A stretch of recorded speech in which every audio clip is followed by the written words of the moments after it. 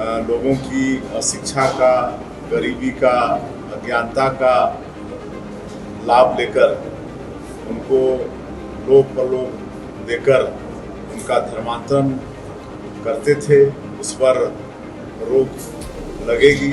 और अगर वो कंप्लेंट करते हैं तो फिर जांच की प्रक्रिया प्रारंभ होगी कि भाई ये जो धर्मांतरण हो रहा है, क्योंकि धर्मांतरण तो अधिकार है किसी का, वो अपने हिसाब। और ये केवल छत्तीसगढ़ ही लगभग 11 राज्य के विधेयक जो ऐसे थे उनको वापस किया गया है। तो ये जिस हिसाब से जनता को गुमराह करने का काम ये सरकार कर रही है, पहले उस विधेयक की स्पष्टता को लाना चाहिए। या ये बता दे ये किस तारीख को लागू होगा, मुझे बताएं।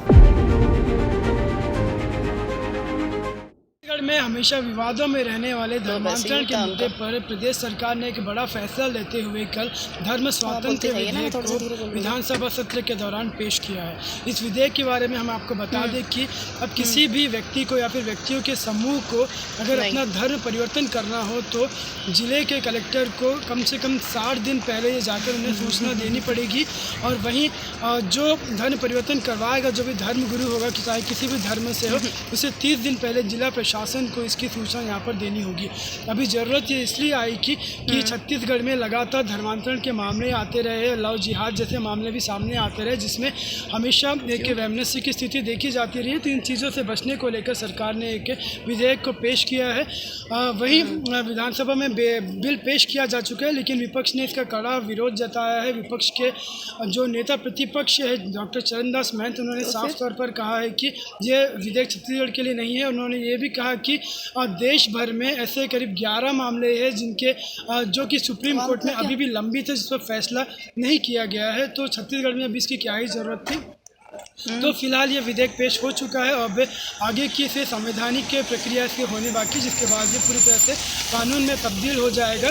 वहीं इस विधेयक को लेकर गृह मंत्री विजय शर्मा ने और मुख्यमंत्री विष्णुदेव साय के बयान भी सामने है, जो कि इसे प्रदेश की आज की ज़रूरत उन्होंने बताई है। और आपको एक बात और बता दें कि ये विधेयक जो है 1968 से जो कानून चला आता रहा है उसको बदलने के बाद में इसे लाया गया है।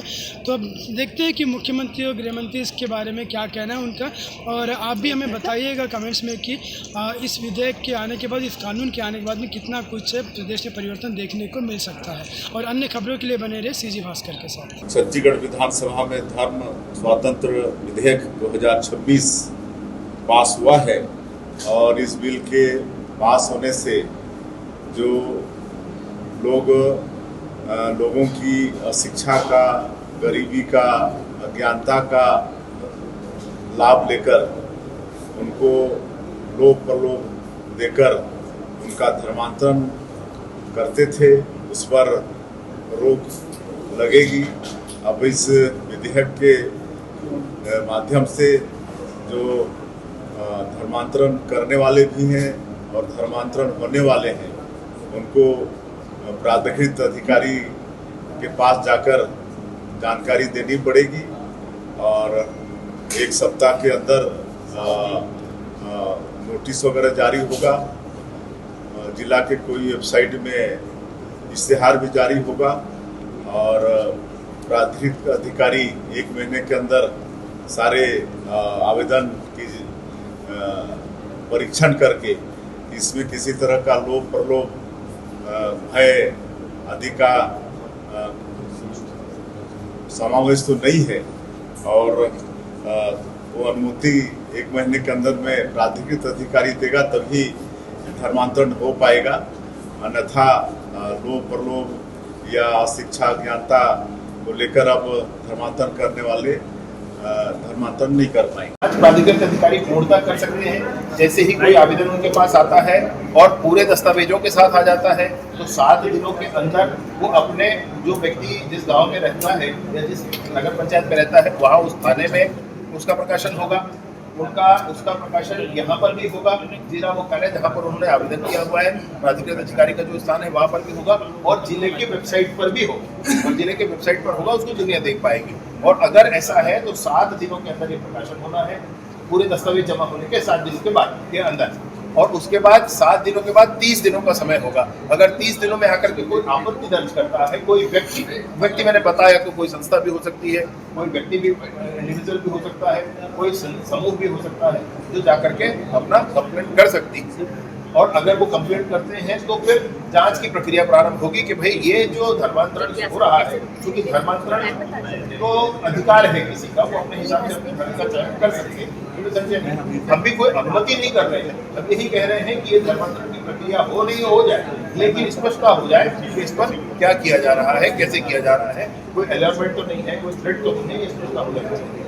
अलर्टमेंट और थ्रेट की बातों को हमको चेक करना है और उसके लिए प्रक्रिया है, उस प्रक्रिया के माध्यम से करेंगे। जो प्राधिकरण अधिकारी है वो न्यायालय की तरह। देखो, ऐसा है कि जो चीज़ें प्रदेश के लिए या देश के लिए उपयुक्त नहीं है, केवल राजनीति आप करना चाहते हैं, इस कारण से किया गया है। ये आखिर सुप्रीम कोर्ट में लंबित है ये प्रकरण, और राज्य सरकार को नोटिस मिला हुआ पुराने बिल के कारण से, जो विधानसभा में पारित किए उसके कारण से नोटिस मिला हुआ है। तो इसमें क्या नहीं मिलेगा? या ये बता दे ये किस तारीख को लागू होगा, मुझे बताएं।